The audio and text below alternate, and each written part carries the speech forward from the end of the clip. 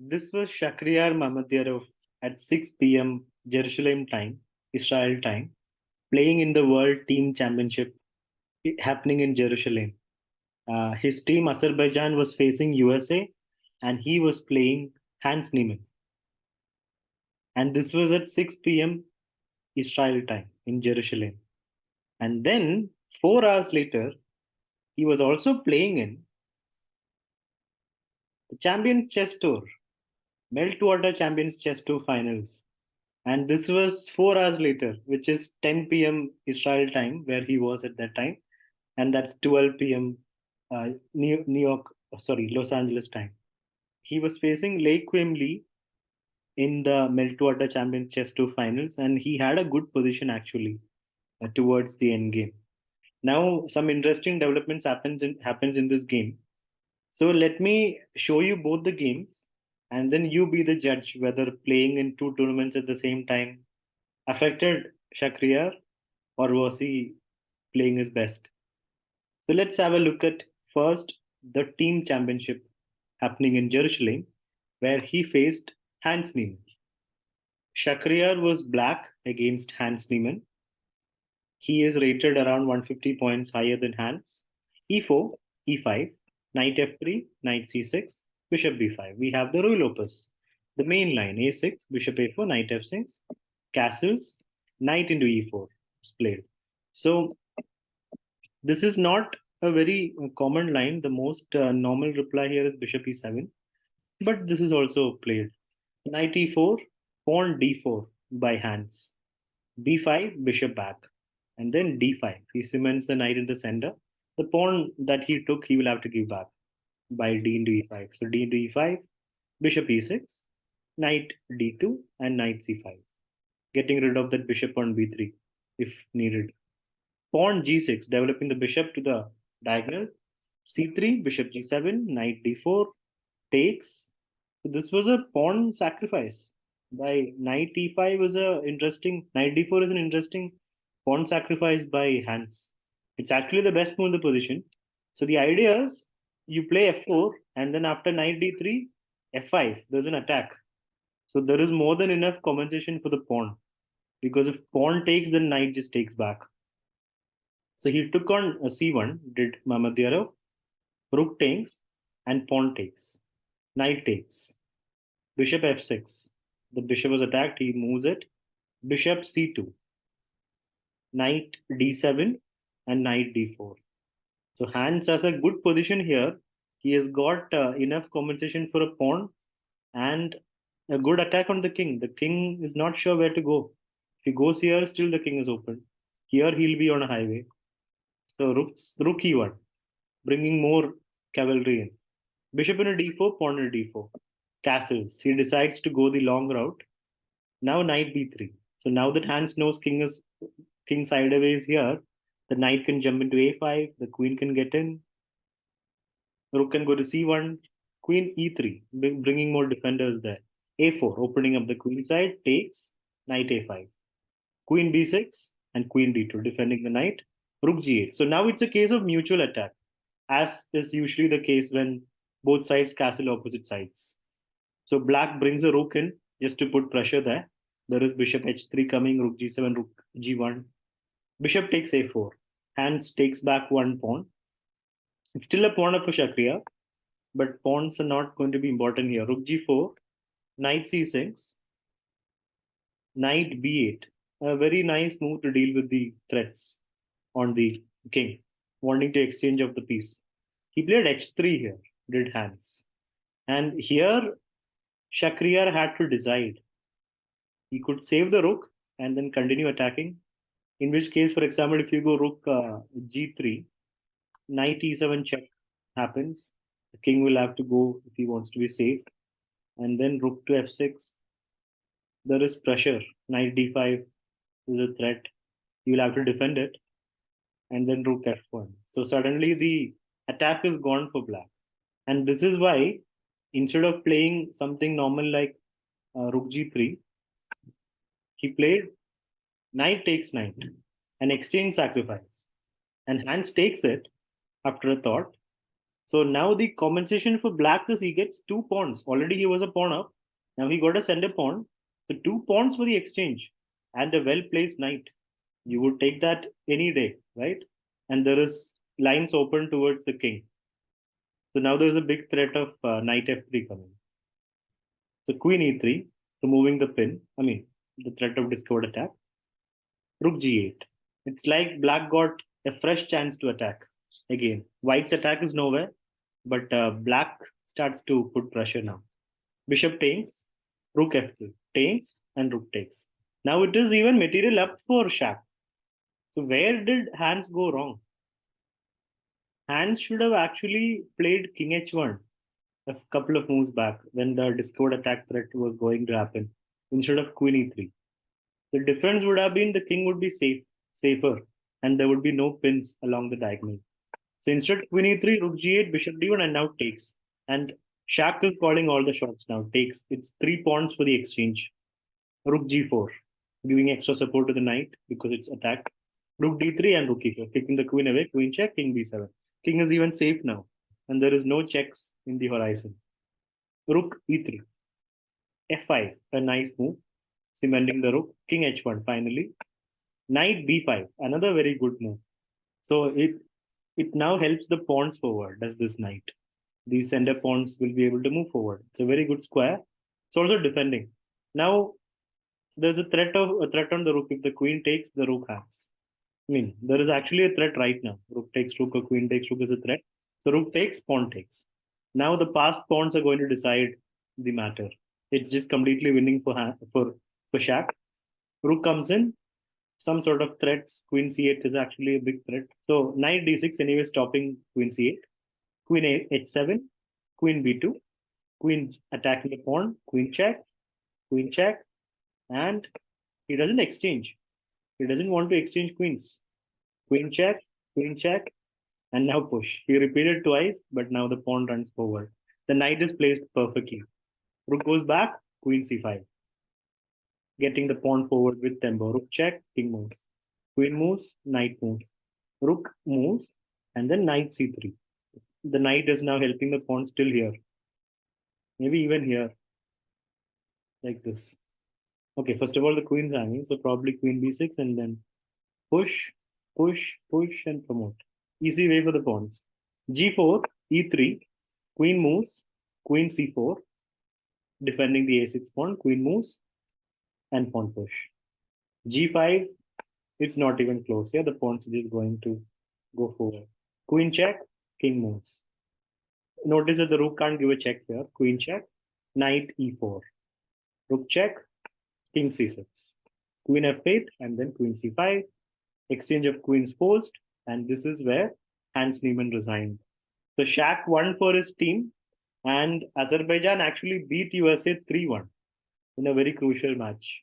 Hans was on board one, Shakh was on board one for their respective teams. It's a team event with 12 teams playing, 12 countries playing. Now, 4 hours later, he played against Quang Liem. Let's see that game. Shakh played the English opening, c4, knight f6. This is a very thrilling game because it involves pawn races. And Shakh could win 2 games within a span of 4 hours. And pawn races are always so exciting. So let us see. Knight c3. We will breeze through the opening because it's the English and it's quiet and slow. g3, g7, both sides wanting to fianchetto the bishops. Takes, bishop d7, castle, bishop g7, knight c2. h4, bishop g5. So Shakhriyar tries to get his kind of position even in the English position where he can attack. He can put opponent under pressure. Rook c8, queen d2, hinting at bishop h6. Rook e8, rook d1, putting pressure along the d file. Queen a5, getting out of there. Rook c1, bishop e6, knight e3, a6, b3, supporting c4, knight g4, knight d5. So Shakh has placed all his pieces at the optimal squares. It looks good optically for white. Like, look at the pieces. Everything is placed well. This is what our coaches tell us to do. Yeah. And then king f8. This was a slight surprise it must have been for Shakhriyar. The idea of king f8 is it frees up the knight for other things, like knight b4 or knight e5. Because the pawn was under pressure. The knight was tied up to the pawn. which is why he moved it. Knight a4, heading to b6, and then exchange of queens, and we have an endgame. Knight f4, defending e2, b5, knight b6, rook b8, takes, and knight d7. So it's not a sacrifice because black will also take here, right? So king moves, takes, knight e2, and knight takes rook. So material wise, it's one pawn up, but the a6 pawn will fall. Yeah, a2 pawn can also fall, and f2 is also attacked. And meanwhile, b5 is also hanging. So white is still actually better. White is doing well because look at these pawns. A cluster of pawns on the queen side, one pawn already on b5. It looks good for white, and with the bishop supporting it. Knight takes, rook b1, putting the rook behind the pawn. Rook f8, king moves, and bishop d4. Here, Shakh brings the knight back to play knight d3 perhaps.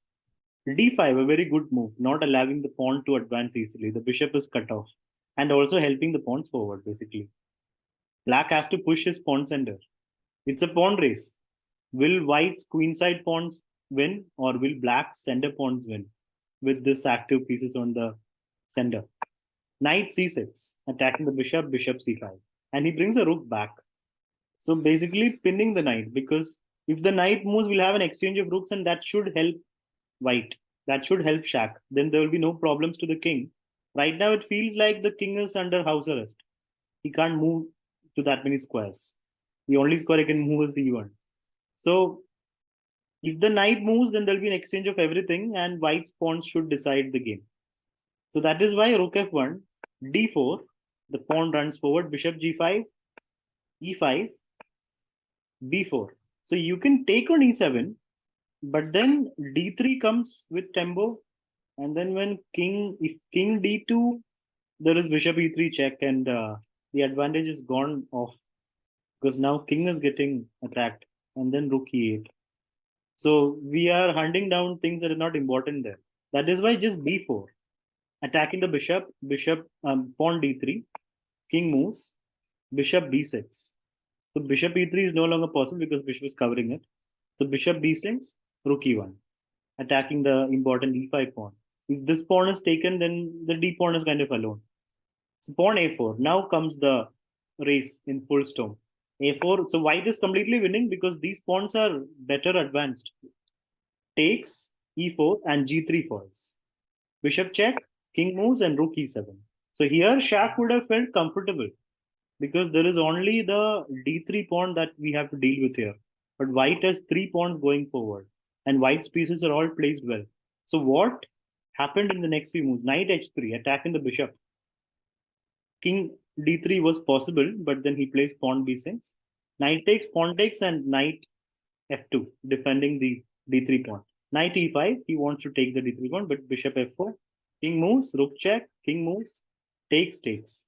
The position is still winning for white. Yeah, we can push b7.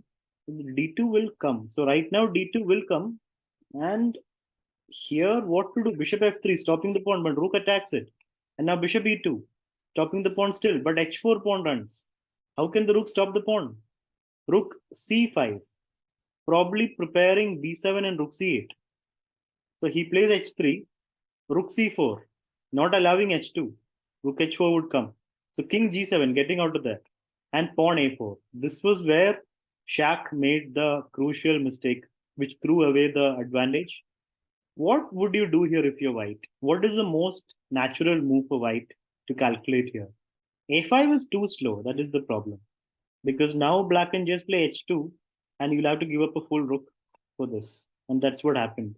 So let's see what was the right move. The right move would have been b7.